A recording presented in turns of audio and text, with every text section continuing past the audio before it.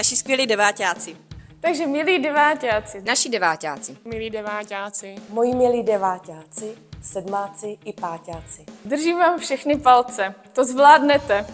přeji vám hodně štěstí u přijímacích zkoušek a také spoustu úspěchů a spokojenosti ve vaší další životní etapě. Protože vím, že přijímací zkoušky jsou náročné a stresující, tak vám přeju, abyste v rámci možností byli v ten den co nejvíc v pohodě, abyste se dobře vyspali, byli odpočatí a zúročili všechnu tu snahu, kterou jste až doteďka věnovali přípravě. Tomu vám držím všechny palce, které mám.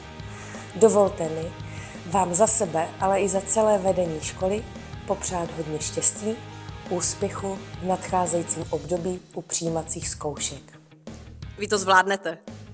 Vím, že jste se všichni dlouho připravovali. Někteří méně, někteří však více. A já věřím, že všichni z vás mají potenciál uspět. Jste skvělí, to dáte, na to máte, jste nejlepší. Přeji vám hodně štěstí a úspěchu. Nedržím vám palce, protože to jsou kopance, ale držím vám pěsti, protože ty přinášejí štěstí. hodně štěstí u přijímacích zkoušek. Děcka, hodně štěstí! Přeji vám hodně štěstí u přijímaček. Hodně štěstí! Takže hodně štěstí! Hodně štěstí! Hodně štěstí a těším se, až to společně oslavíme.